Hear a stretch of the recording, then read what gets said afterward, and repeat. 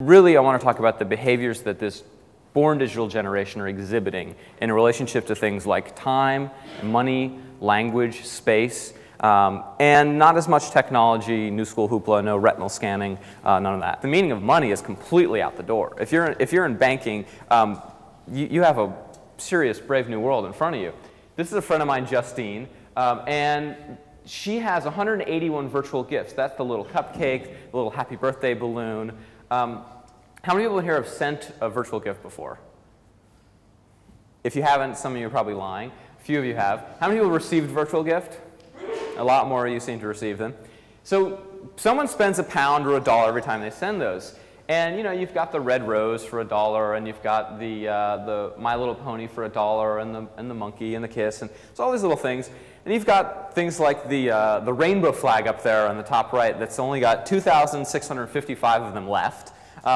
Wait a second, there's only 2,655 of these left? And then you realize that these things sell out, right? There's 10,000, well, that's 100,000 penguins and 100,000 balloons and 100,000 little shot glasses and 100,000, wait a second, that's $100,000 in little balloons and $100,000 in little penguins, little stamp-sized penguins that are digital.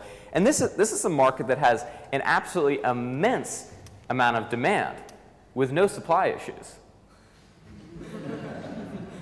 It's kind of a business that a lot of us would like to be in, I think, right?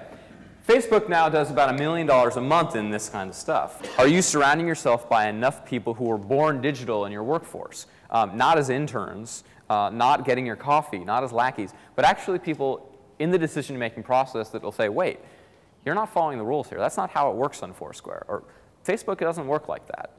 Ford, as you know, had a pretty rough few years. And they sort of needed a Hail Mary move to come back in the market. And what they decided to do was take the Ford Fiesta to the States.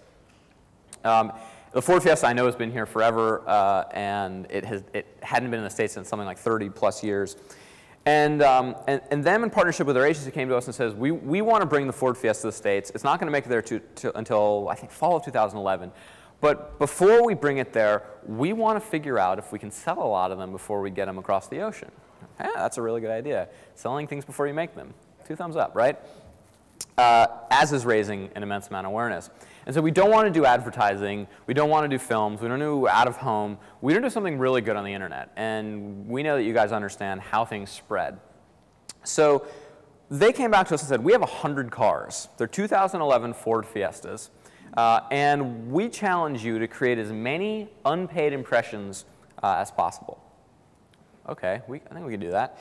So what we did is we took 100 cars, and we gave them to 100 of the most influential people on the internet in the States. Basically 100 Lisa Novas across every sector. People in comedy, people in lifestyle, people in sports, people in music, amateur everything. 100 of them.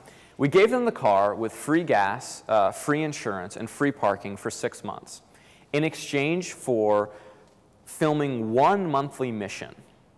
So we came up with 600 missions across 6 months, 1 mission for every agent. They were called Fiesta agents. And those missions were everything from go to take a tour of Google, go visit the fashion studio of XYZ designer, go to Will It Blend and make a video, make a music video, I mean literally like 600 of them. Go to the fast food chain and buy one of everything on the menu and give them all away. There were 600 of these missions. And the one rule was there could be no Ford branding in the video, which is we didn't want to make 600 TV commercials. We wanted to show off people and their real life as they interacted with these cars. One person got in a car crash, it saved her life. One person got married in the car. People had, their real life happened throughout these cars. And it worked extremely well. We ended up creating about 250 million unpaid impressions. And through those 250 million unpaid impressions, the Ford Fiesta in the States now has better recognition than any of the other Ford cars that exist there without traditional advertising. So then we went into pre-sales, and they pre-sold 10,000 cars. They more than made up their money that they spent with us.